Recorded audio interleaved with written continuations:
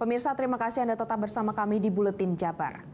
Dugaan kecurangan pemilu dan Pilpres 2024 harus disikapi dengan serius di akar rumput. Gerakan masyarakat sipil makin masif seolah tak sabar menantikan hak angket segera bergulir di DPR untuk membuktikan adanya penyimpangan pemilu oleh penyelenggara pemilu maupun oleh pemerintah.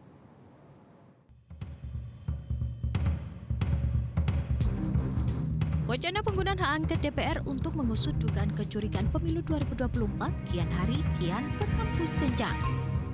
Usulan hak angket disampaikan Capres nomor urut 3 Ganjar Pranowo.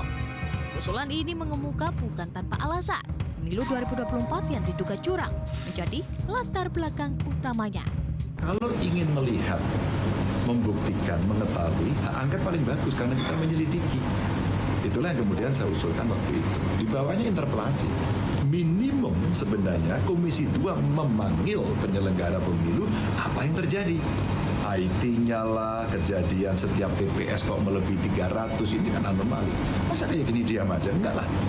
Mestinya DPR segera ambil sikap ini, undang penyelenggara pemilu, undang para pakar, undang masyarakat, sehingga mereka akan bisa menyampaikan. Merespon usulan Ganjar, calon presiden nomor urut 1 Anies Baswedan pun menyambut dan mendukung usulan tersebut. Jadi siap, saya memandang dengan adanya inisiatif angket, proses di DPR bisa berjalan. Kami siap dengan data-datanya dan di bawah kepemimpinan fraksi terbesar, maka proses DPR bisa berjalan. Saya yakin Partai Koalisi Perubahan siap.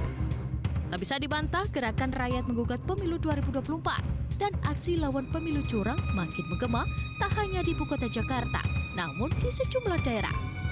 Ketidakpercayaan publik terhadap hasil pemilu bisa saja menguat dan rentan terhadap kemarahan massa yang bisa saja berujung rusuh.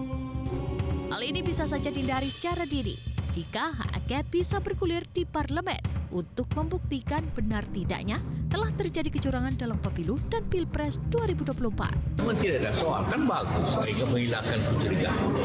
Kita usah khawatir bagi yang menuntut kalau hasilnya bagaimana. Itu kan juga baik. Dia tak usah kita juga apa. Kalau memang tidak ada apa-apa, ya jalan aja, jangan khawatir. Ya kan? Jadi buat kalau memang tidak apa-apa, hanya menjadi klarifikasi.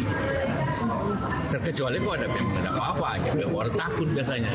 Maka secara aturan di negara ini, tempat terakhir ya hak angket itu aja.